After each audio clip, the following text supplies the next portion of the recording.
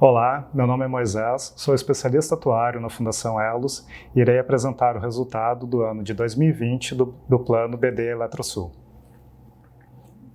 Nesse primeiro slide, nós temos as estatísticas populacionais desse plano com a quantidade de participantes ativos, aposentados e pensionistas, e também trazendo um comparativo do ano de 2019 e do ano de 2020.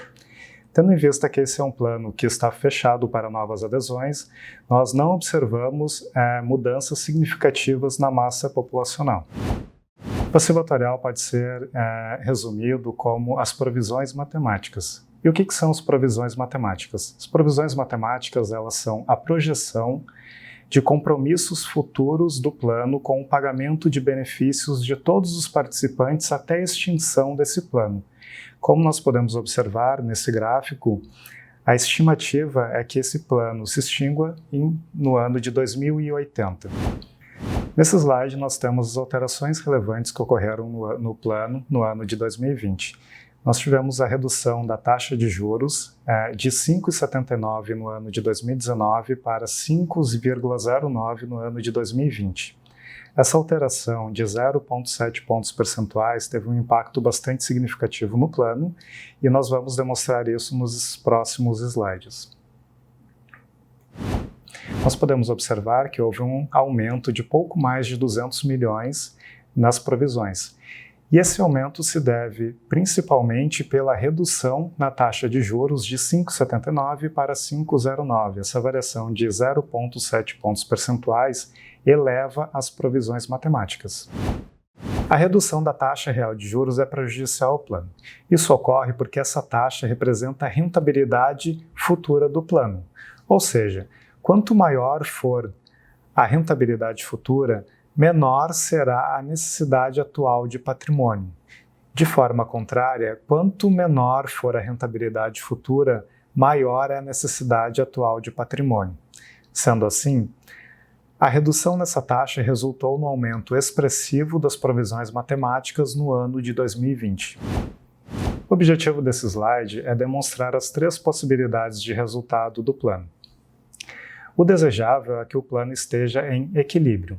O plano vai estar em equilíbrio quando nós tivermos o ativo igual ao passivo. O ativo aqui é representado pelo patrimônio de cobertura do plano. E o que é o patrimônio de cobertura do plano? É todo o dinheiro existente nesse plano, atualmente. E do lado do passivo nós temos as provisões matemáticas. E o que são as provisões matemáticas? São todos os compromissos futuros do plano com pagamento de benefícios. Então, o ideal é que o plano tenha o dinheiro suficiente para pagar todos os compromissos futuros desse plano. Nós temos uma situação que é de desequilíbrio e que não é desejável quando o patrimônio de cobertura é maior do que as provisões matemáticas, ou seja, nós temos mais dinheiro do que compromissos futuros. Então, nós temos um desequilíbrio que é positivo, então nós temos um superávit no plano. Nós temos a terceira possibilidade, que é um desequilíbrio negativo, que é quando nós temos mais provisões matemáticas do que patrimônio de cobertura, ou seja, nós temos mais compromissos futuros com benefícios do que patrimônio no plano. Então, nós temos um desequilíbrio negativo e, por consequência, um déficit no plano. Nesse slide, o objetivo é apresentar o resultado do plano. O patrimônio de cobertura ele é equivalente a 1.384 bilhões e as provisões matemáticas são equivalentes a 1.619 bilhões. Então, nessa situação, nós temos um desequilíbrio negativo do plano, ou seja, nós temos mais compromissos futuros do que dinheiro nesse plano. Então, nós temos um déficit de 234.643.000. Contudo, a Previc permite que haja a dedução de ganhos futuros de rentabilidade de títulos públicos, que é chamado de ajuste de precificação. Esse ajuste de precificação é equivalente a 96 milhões. Então, o resultado final desse plano é equivalente a 138.154.000. Esse é o déficit existente no plano.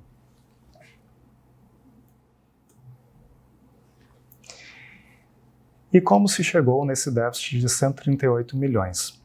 Importante a gente mencionar que em dezembro de 2019 já existia um déficit de pouco mais de 25 milhões nesse plano. No decorrer do ano de 2020, houveram ganhos e perdas nesse plano.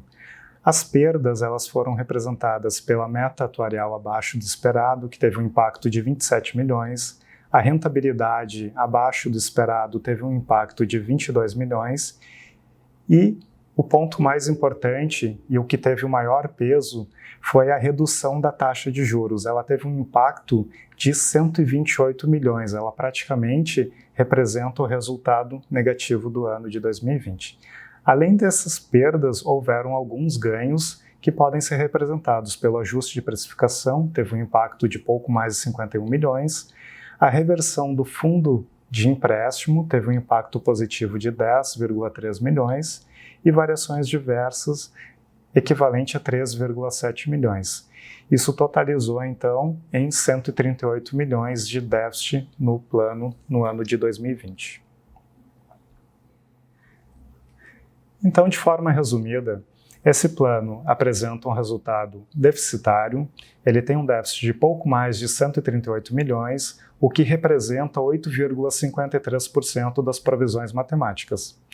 A Previc aceita que esse plano tenha de déficit 8,54%. Então, nós podemos observar que o resultado do plano está muito próximo do limite aceitável pela Previc.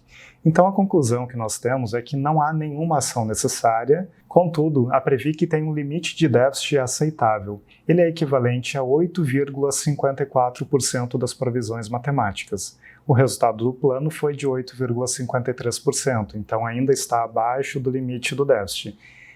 Caso o resultado do plano fosse superior a 8,54%, nós teríamos que implementar um plano de equacionamento de déficit. Mas não vai ser necessário porque o resultado do plano foi inferior ao limite aceitável pela Previc. Então, a conclusão que nós temos é que não há nenhuma ação necessária, porém, esse plano apresenta um déficit, mas ele está dentro do limite aceitável pela Previc e pelos normativos vigentes. Se você ficou com alguma dúvida, entre em contato com a gente. Obrigado!